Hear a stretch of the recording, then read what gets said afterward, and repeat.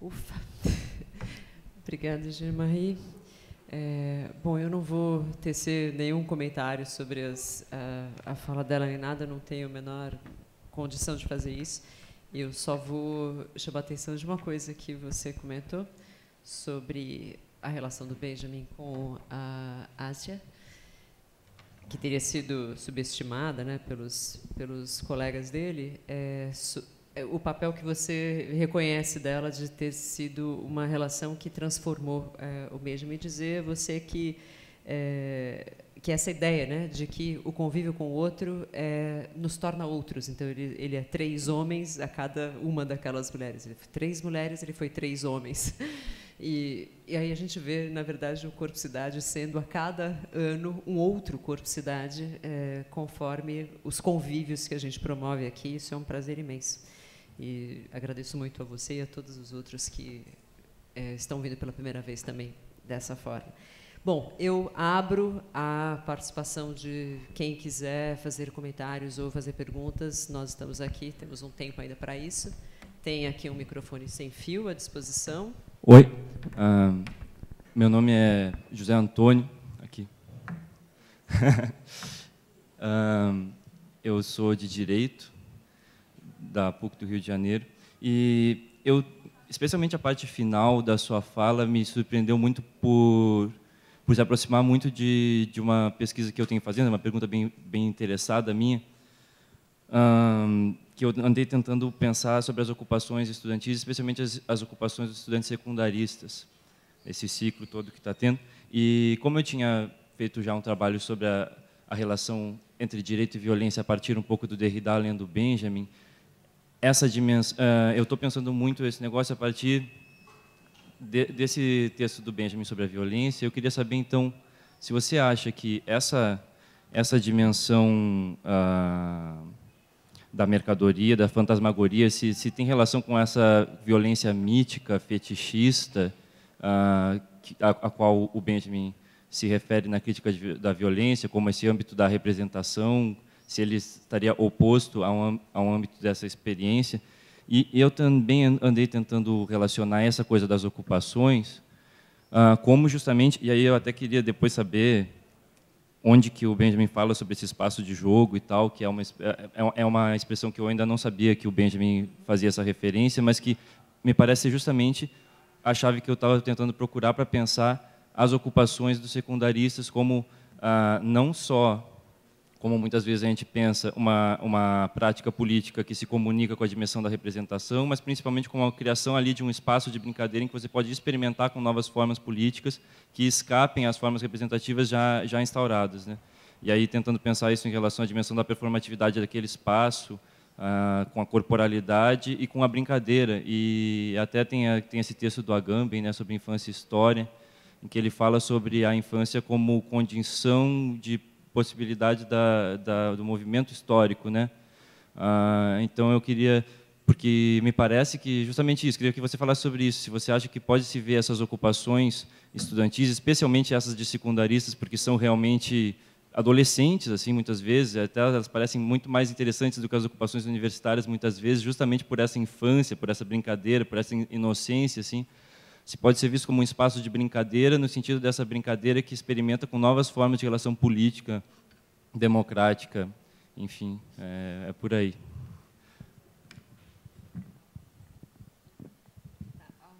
Não, a Paula está sugerindo que a gente junte 3 perguntas, pelo menos, você acha? Você quer responder uma a cada uma? Estou cansada, vou responder a cada uma, tá bom? Melhor. Porque também você já tem 3 aqui.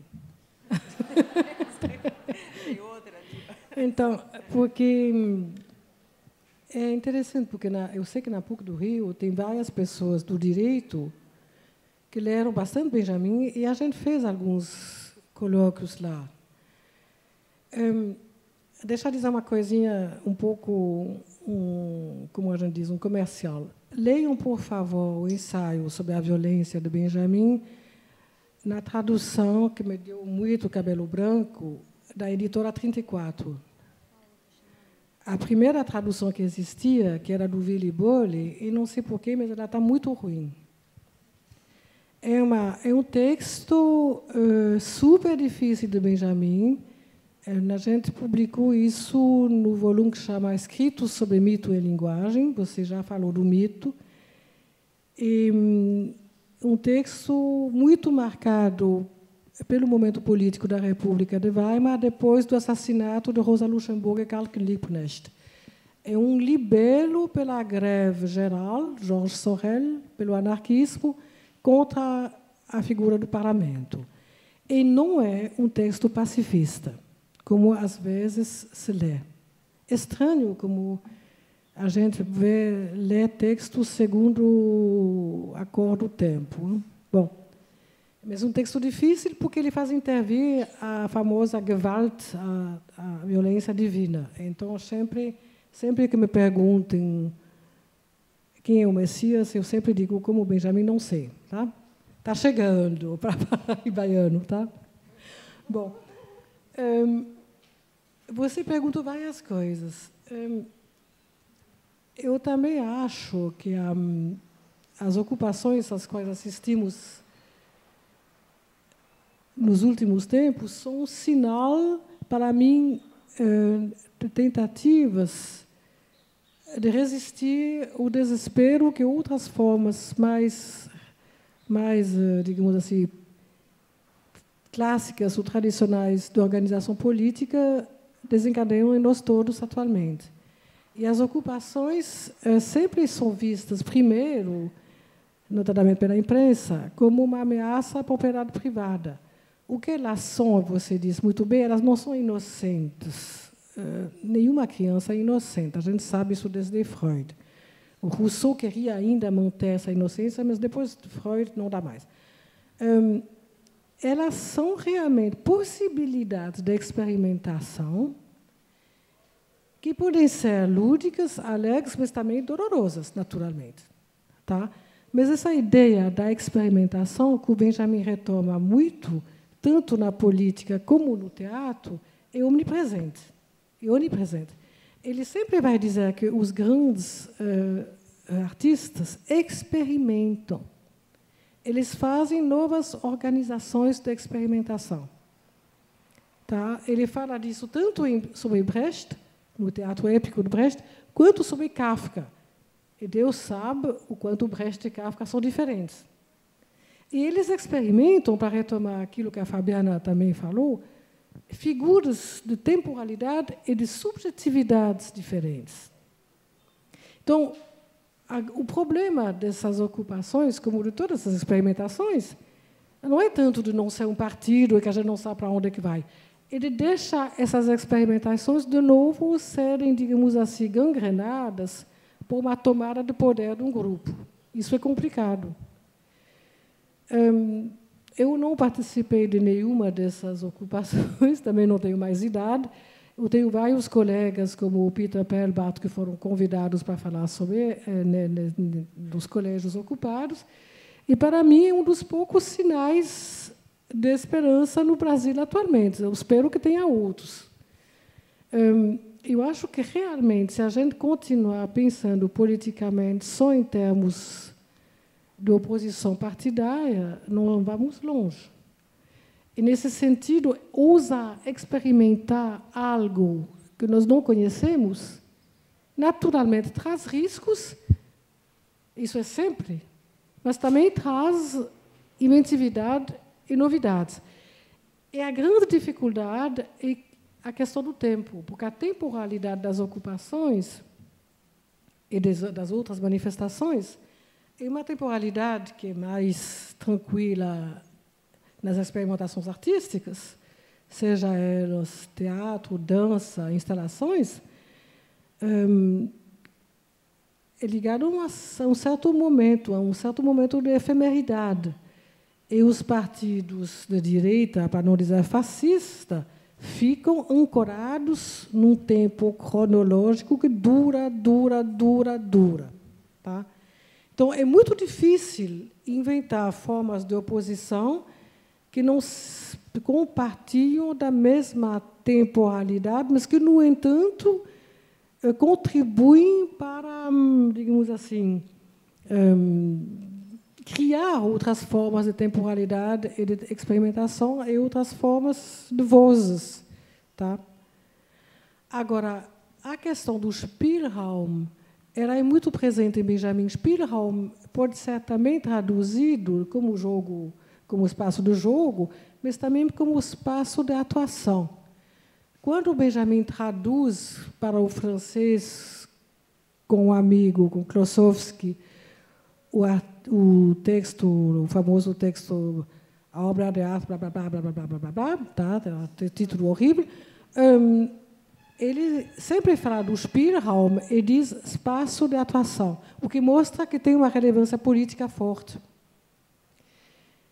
Já que você está no Rio, mas também está na internet, tem uma revista de estética na Viso, chama Viso, Revista de Estética Aplicada. Viso não fui eu que inventei, foi o Patrick. Revista de Estética Aplicada, que tem do Departamento de Estética da Federal Fluminense, e tem um número, não lembro mais, mas faz uns 4, 5 anos, que tem vários artigos sobre essa noção. Tá bom? É uma noção muito interessante, porque, ao mesmo tempo, é um espaço de jogo, de brincadeira, um espaço de atuação, e Benjamin sempre diz que esse espaço, como os palcos improvisados das peças de Brecht, uma das primeiras condições não é ser um teatro com um monte de coisas assim, mas é que tenha um espaço vazio, no qual você possa inventar. Quando o espaço está muito cheio de coisas, não dá para inventar. Então, tem esse lado do quase zen, mas também destrutor em Benjamin muito forte. Aproveitar, tem movimentos atualmente de cidades sobre isso, me parece que na Itália, não lembro mais como chamam, que aproveitam os espaços assim esquisitos das cidades que a gente não sabe o que é, que são espaços assim tipo terrenos baldios entre duas autoestradas. Tem esses espaços dos quais não se sabe para que servem. Isso é interessante quando a gente não sabe para que serve, porque tudo serve para alguma coisa. Eu sempre digo, quando o taxista me pergunta o que a senhora leciona? Francês? Digo, não, filosofia. Aí sempre tem um silêncio. E daí o taxista sempre pergunta para que serve? Eu digo, serve para distinguir um pouco as palavras, os conceitos que a gente usa, porque eu não vou dizer para ele que não serve para nada, mas, no fundo, é isso que é bom na filosofia, é que a gente não pode dizer para que serve. E isso, politicamente, é subversivo.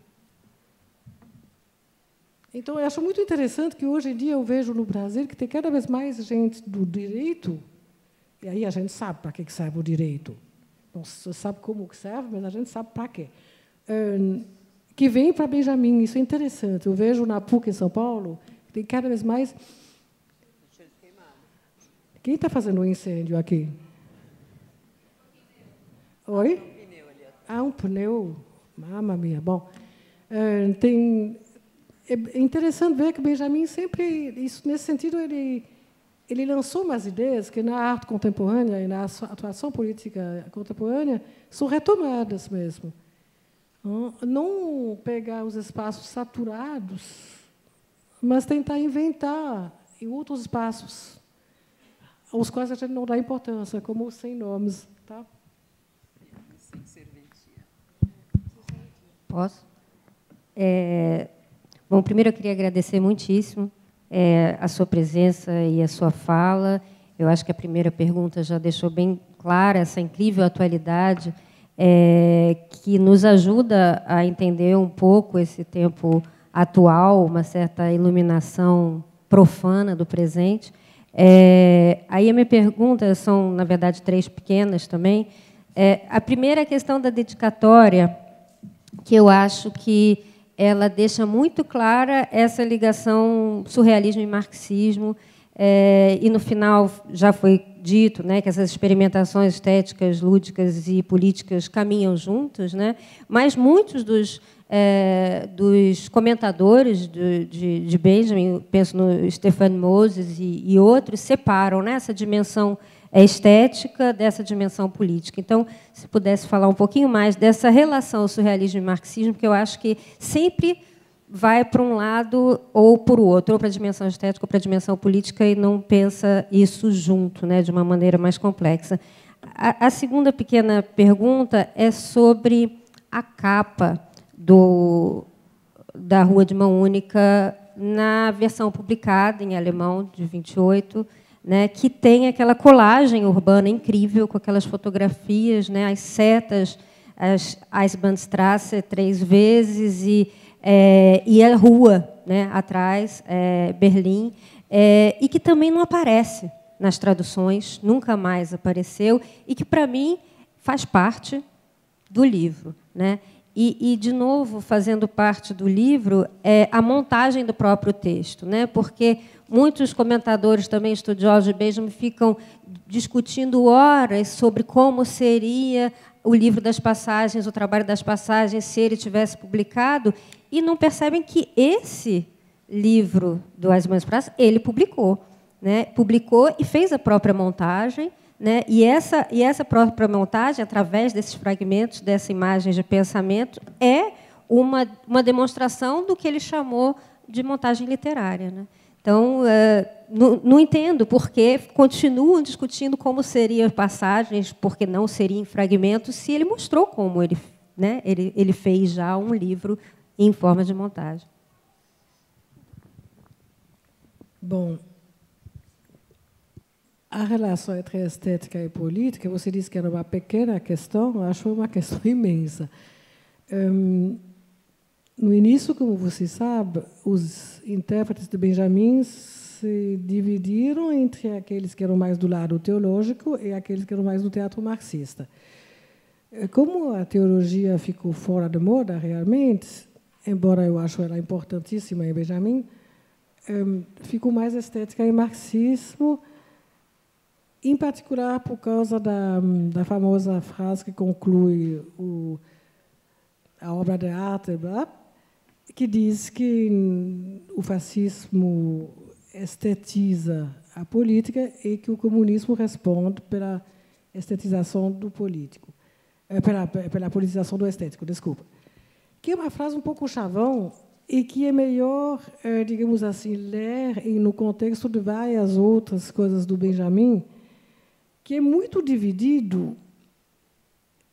Ele é uma pessoa muito dividida, com razão, não só porque ele é, digamos assim, nascido sob o signo de Saturno e não sei o quê, mas porque é difícil não ser dividido em dois, se não em mais do que dois. Que é muito dividido entre um apego a formas estéticas de toda a sua formação, ele era kantiano, fez tudo, da beleza, e a formas políticas de atuação, como eu tentei mostrar com a figura do escritor que escreve panfletos. O Rubens Rodrigues Torres Filho escreveu folhas volantes, mas a gente vai retraduzir isso dizendo panfleto, porque ele não sabia dessa palavra. Folhas volantes é bonito, mas ninguém mais entende. E o escritor como Goethe, que para Benjamin é grande, porque ele é clássico, mas sabe da insuficiência do classicismo. Benjamin sempre pega esses escritores ou esses artistas clássicos e até reacionários, Goethe não era muito de esquerda, nem Baudelaire, e mostra que a obra deles não vive do classicismo, mas vive da consciência, talvez não tão explícita, mas aguda, da insuficiência da forma. Isso que é bonito. Portanto, mesmo um cara reacionário também é dialético para Benjamin. É isso que ele mostra, tá? Infelizmente, algumas pessoas de esquerda não são tão dialéticas assim, que falta, em particular, o sentido do humor na esquerda, que é de matar. Hein? Bom, mas, afora isso, eu acho que, para Benjamin, isso vai realmente junto. E surrealismo e marxismo, também no nascimento do surrealismo, vai junto. Infelizmente, vai junto de maneira, digamos assim, que acaba mal, porque o Breton vai expulsar do grupo todos aqueles que não ficaram comunistas.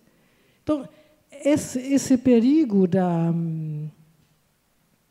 digamos assim, da exclusão dos outros, que é um perigo muito forte politicamente, não vou falar nem do nosso poeta que morreu agora. É muito impressionante isso. E Benjamin sempre tenta, não só porque ele é um homem dividido, mas tenta ver como ele vai dizer. Ele tem uma palavra, aqui vou fazer um pouco de teologia. Ele fala 2 vezes uma palavra grega no narrador e nas passagens. Ele diz que, no fim do mundo, o ideal é aquilo que, na teologia herética de Orígenes, se chama apocatastasis. Não sei se você lembra, é uma palavra grega que quer dizer, digamos assim, restauração de tudo. Apocatastasis quer dizer você colocar de novo no lugar tudo. E isso é uma coisa do Orígenes, que é um par da igreja que não li, mas são algumas poucas coisas, notadamente por causa da apocatastasis, que dizia o seguinte, naturalmente, depois ele teve que se retratar. Ele dizia, isso é uma piada, como muitas coisas em teologia, mas são piadas ótimas. Ele dizia, bom, vocês da ortodoxia falam que tem inferno, depois, como se chama? Purgatório e paraíso. E que, no fim do mundo, todo mundo vai estar num lugar. Está vendo? Bem escaninhos. Tá? Eu digo, não. Porque se Deus for realmente grande, como vocês também dizem que ele é grande e onipotente, ele vai conseguir encontrar em tudo, em todos, mesmo os piores dos pecadores, algo que faz que essa pessoa merece ser salva. Então, tudo vai ser, no fundo, todos vão para o paraíso, no fim. Isso mostra a grandeza da graça divina. Claro que ele foi condenado, porque o poder da Igreja Católica se apoiava muito também na ideia do inferno e do purgatório, mas Benjamin sempre diz que é o ideal, até do historiador, encontrar em tudo, em todos, algo que merece ser salvo, e tem que procurar. Então, nesse sentido, o esquerdismo de Benjamin, ele é muito de esquerda, ele é contra a estupidez burguesa, como ele diz, mas ele não é um dogmático. O infeliz não entra no Partido Comunista, não vai para a Palestina e nunca sabe onde está. E quando volta do campo de trabalhadores obrigatórios, lá onde foi encarcerado no início de 1939 com a guerra, o que ele faz? Em vez de fugir da França, ele renova a carta da biblioteca. Isso mostra o quanto ele não sabia o que fazer.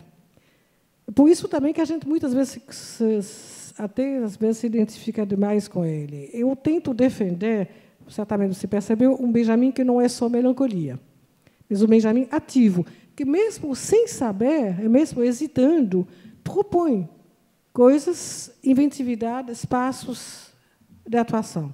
Tá?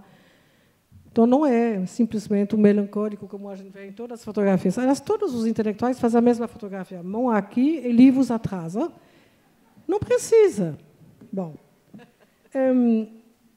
você perguntou sobre as passagens. Eu também não sei por que as pessoas se perguntam o tempo todo sobre como que ele teria combinado isso. Eu acho que o que seria interessante é fazer uma edição online das passagens, na qual você pudesse, cada um pudesse fazer uma montagem como quiser. Willy Bode tem um grande artigo sobre os vários signos que acompanham os fragmentos, que não me convenceu. Mas eu te diria que tem muitas coisas na ciência universitária da qual a gente se pergunta por que as pessoas ficam tanto tempo. A minha resposta é porque assegura o emprego.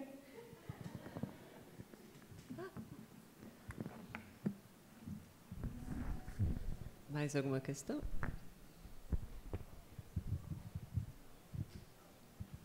Bom, Jeane-Marie, gostei muito da tua apresentação. Não sei se eu consegui acompanhar tudo, mas eu gostei muito. Né? Eu também gosto muito de ler Walter Benjamin, não com o conhecimento que você tem, mas eu achei uma coisa interessante. Você falou de imagens de pensamento e você apresenta como uma imagem a imagem da divisão, do Walter Benjamin dividido. E eu estava querendo propor, se a gente poderia pensar, no Walter Benjamin multifacetado, não dividido, porque a forma como você foi apresentando ele hoje, ele é ousado, ele sabe que vai desafiar os examinadores dele, mas entrega a tese do drama barroco alemão, né? Ele consegue recusar o convite do Schelling para ir para Jerusalém, que daria a ele a possibilidade de ativamente, né, se construir a pátria dos judeus, digamos, que era alguma coisa que estava em andamento naquela época. Desde o início do século XX, os ingleses estão mandando tudo que é judeu que eles não querem lá para lá, e dos outros países também. Existe realmente uma política, né, de enviar judeus que desejem ir, ou às vezes até não desejam, para lá. Os Estados Unidos não quer mais, Inglaterra não quer mais, eles estão saindo da Europa Oriental. E eles se recusam. Então, é uma atitude muito definida, mas, ao mesmo tempo, tem muita presença do judaísmo nele, né? Do mesmo jeito que tem, no caso do marxismo, ele não vai até as últimas consequências, embora alguns textos deles, para mim, fiquem ingênuos na forma como ele adota o marxismo, de uma forma muito rápida, né? E eu acho que tem algumas coisas que ele faz isso quando ele fala, por exemplo, que o século XIX tinha conseguido os materiais da construção arquitetônica, mas não tinha ainda as ideias, né? Isso é realmente o pensamento marxista, que a infraestrutura caminha mais rápida do que a superestrutura, né? E as ideias vêm depois. Então, quer dizer, eu acho que ele tem essa riqueza que impede que a gente cobre dele uma coerência. Eu acho que isso é a riqueza do intelectual. Não sei se eu pensaria isso um pouco dele, muito multifacetado. Assim, cada vez que eu leio, eu descubro uma coisa. Não sei, um pouco isso. Não sei, eu estou te perguntando se a tua experiência é mais ou menos a mesma. Eu concordo plenamente. Eu acho que ele não é só dividido, ele é multifacetado. E uma das metáforas que ele mais usa é essa ideia do mosaico ou da constelação. E, nesse sentido, ele é difícil de ser lido, porque, em particular, começa que a gente não sabe onde estão os livros dele numa biblioteca. Estão na parte da literatura ou na parte da filosofia, tá? Eu sempre digo, ainda bem que ele escreve em alemão, porque assim, pelo menos, é sério. E a FAPESP pode me dar uma bolsa, entende? Imaginem se o Benjamin tivesse escrito em italiano, nunca seria levado a sério. Então, mas como é alemão, ele leu Kant, enfim. Bom, deve ser alguém um pouco difícil, portanto, sério, tá? Bom, mas ele...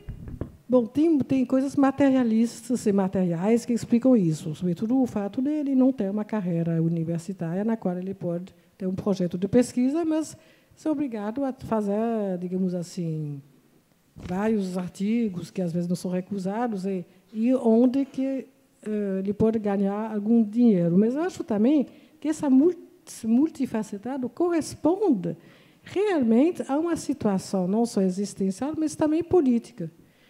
E concordo contigo que o judaísmo está muito presente no pensamento dele, em particular os judeus heréticos, que ele conhece pouco e que ele conhece através do Scholem. E concordo com você que ele é totalmente antisionista.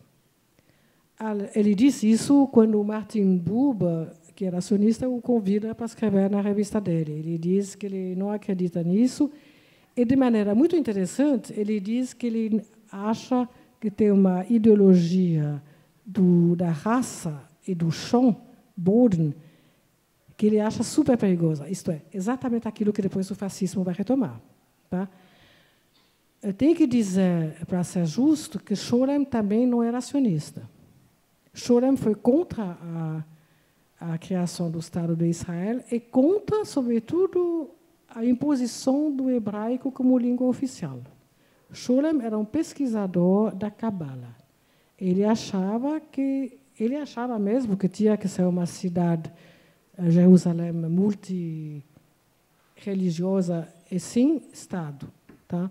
Ele não vai para a Palestina com intenções sionistas, isso tem que dizer. Não morro de simpatia por Scholem, embora eu goste muito de alguns livros dele, mas ele realmente sempre foi antisionista. Tá?